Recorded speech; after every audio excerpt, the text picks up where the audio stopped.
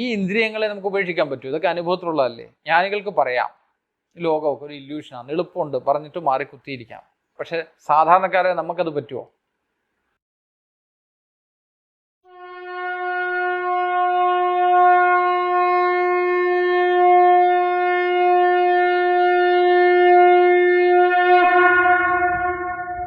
ഈ ലോകം എങ്ങനെ ഉണ്ടായിരിക്കണേ? മനസ്സിൽ നല്ലേ ലോകം ഉണ്ടായിരിക്കണേ. ഇന്ദ്രിയങ്ങളിൽ കൂടെ അല്ലേ ലോകത്തെ അറിയുന്നു, അല്ല വേറെ വഴിവല്ലോ ഉണ്ടോ ഈ ലോകം അറിയാൻ? ചെവി കൊണ്ട് കേൾക്കുന്നു, തൊലി കൊണ്ട് സ്പർശിച്ചറിയുന്നു, കണ്ണുകൊണ്ട് കാണുന്നു, നാക്കുകൊണ്ട് സ്വാദനം അറിയുന്നു, മൂക്കൊണ്ട് മണത്തറിയുന്നു. ഈ 5 വഴിയല്ലാതെ 6ാം ഒരു വഴിയുണ്ടോ ലോകത്തെ അറിയാൻ? ഉണ്ടോ? അന്വേഷിച്ച് നോക്ക്. ഉണ്ടോ?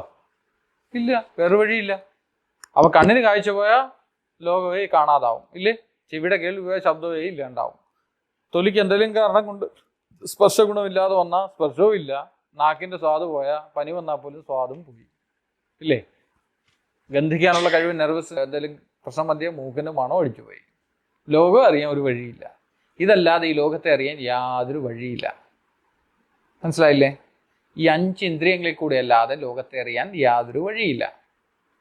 ആ ഇന്ദ്രിയങ്ങളുടെയൊക്കെ നാഥനാരാ? മനസ്സ്. കാരണം നമ്മൾ വരുന്ന വഴിക്ക് നമ്മൾ ഓരോരുത്തർ ഓരോ കാഴ്ച കാണുന്നത്. കാരണം നമ്മുടെ മനസ്സിന് താല്പര്യത്തിനനുസരിച്ചാണ് നമ്മൾ ഈ ലോകം കാണുന്നത്. ഈ ലോകം എല്ലാവർക്കും ഒരുപോലൊന്നും അല്ല, ഓരോരുത്തർക്കും ഓരോ ലോകമാണ്. അത് മനസ്സിലാക്കണം. നമ്മൾ വിചാരം ഈ ലോകം ഒരുപോലെ എല്ലാവർക്കും.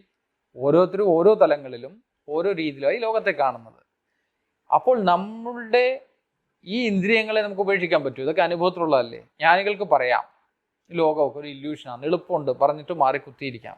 പക്ഷെ സാധാരണക്കാരെ നമുക്കത് പറ്റുമോ? പറ്റുമോ?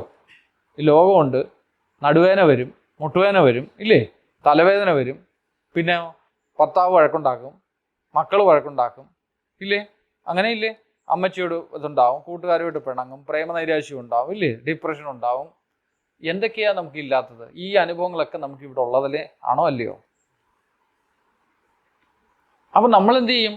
ജ്ഞാനികൾക്ക് പറയാൻ മാറി കുത്തിയിരിക്കാം, അവരുടെ കർമ്മമൊക്കെ ഒതുങ്ങി. അതുകൊണ്ട് അവർക്ക് കർമ്മസന്യാസം എടുത്ത്, കർമ്മസന്യാസം കർമ്മത്തെ ഒഴിവാക്കി അവർക്ക് സാധനയായിട്ട് സ്വസ്ഥമായിട്ടിരിക്കാം. നമുക്കത് പറ്റുമോ? പറ്റുമോ? അപ്പം നമ്മൾ എന്ത് ചെയ്യണം?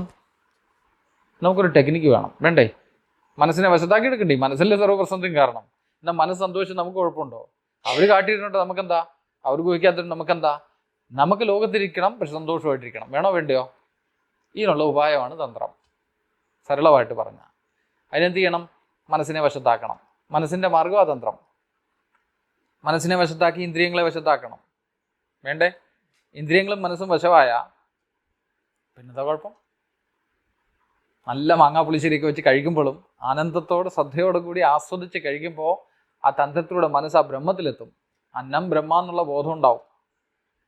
സ്വരം കേൾക്കുമ്പോൾ അത് തെറി കേട്ടാലും കൊള്ളാം, ഈശ്വരൻ്റെ പേര് കേട്ടാലും കൊള്ളാം, എന്തായാലും ഈശ്വരീയമാണ്, ശബ്ദമാണെന്നുള്ള ബോധം പതുക്കെ ഉണ്ടായി വരും.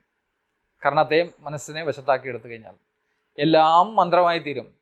എല്ലാ അനുഭൂതികളും, സ്വാദും ഗന്ധങ്ങളും സ്പർശങ്ങളും നമ്മുടെ ദൃഷ്ടിയും എല്ലാം ഡിവൈനായിത്തീരും, പരിശുദ്ധമായിത്തീരും. അപ്പോൾ നമ്മൾ ഈ ലോകത്തെ എങ്ങനെ അനുഭവിക്കും? ഈശ്വരൻ രൂപമായിട്ട് അനുഭവിക്കും. സർവത്ര സമദർശനം, അല്ലേ? സർവത്ര ഈശ്വരനെ മാത്രം ദർശിക്കുന്ന അവസ്ഥ എത്തിയാൽ, എല്ലായിടത്തും ഒന്നേ ഉള്ളൂ എന്നറിഞ്ഞു തുടങ്ങിയാൽ ഇന്ദ്രിയങ്ങളുടെ അനുഭവിക്കുന്നതൊക്കെ ആനന്ദകരമായി മാറുമില്ലയോ? ജീവിതം സാർത്ഥമാകുമില്ലയോ? സന്തോഷകരമായി മാറുമില്ലയോ? അതിനുള്ള മാർഗത്തെയാണ് തന്ത്രം എന്ന് വിളിക്കുന്നത്. ഇതാ സരള ഭാഷയിൽ തന്ത്രം. Technique, technology to tame your mind. Technique, technology to tame your sense organ. And how to enjoy the world, how to enjoy the universe. അപ്പോൾ എന്ത് സംഭവിക്കും? പതുക്കെ സന്തോഷമാകുമ്പോൾ പതുക്കെ പതുക്കെ പതുക്കെ പതുക്കെ മനസ്സ് ഉണർന്ന് അതിൻ്റെ പൂർണ്ണ രൂപത്തെ പ്രാപിക്കും. മനസ്സിൻ്റെ പൂർണ്ണ രൂപം എന്താ? പ്രേമം. മനസ്സിൻ്റെ ചുരുങ്ങിയ രൂപം എന്താ? കാമം. ആ കാമം ഇന്ദ്രിയങ്ങളിൽ കൂടെ പ്രവർത്തിക്കുന്നുണ്ടാ നമുക്ക് ഇന്നത് ഇന്നത് ഇന്നതെന്നൊക്കെ മുറിഞ്ഞു തോന്നുന്നത്. അല്ലെങ്കിൽ എല്ലാത്തിലും ആ പ്രേമസ്വരൂപിണിയായ പരമേശ്വരിയെ കാണാൻ തുടങ്ങും, ഈശ്വരനെ കാണാൻ തുടങ്ങും. അപ്പോഴോ ഇന്ദ്രിയവും മനസ്സൊക്കെ ഉണർന്ന് ആനന്ദത്തിൽ ആറാടും. അപ്പോൾ ഈ ആനന്ദസ്ഫുരണങ്ങൾ, ആ കുമളകളൊക്കെ ഒതുങ്ങുമ്പോൾ എല്ലാം ശാന്തമാകും, എല്ലാം കെട്ടണങ്ങും. അത് പരമായ ശാന്തിയാണ്, പരമായ ജ്ഞാനമാണ്. ഭക്തിയിലൂടെ ജ്ഞാനത്തിലെത്തുന്ന വഴിയാ തന്ത്രം. തിരിച്ച് ജ്ഞാനത്തിലൂടെ ഭക്തിയിലെത്തുന്ന വഴിയാണ് യോഗം.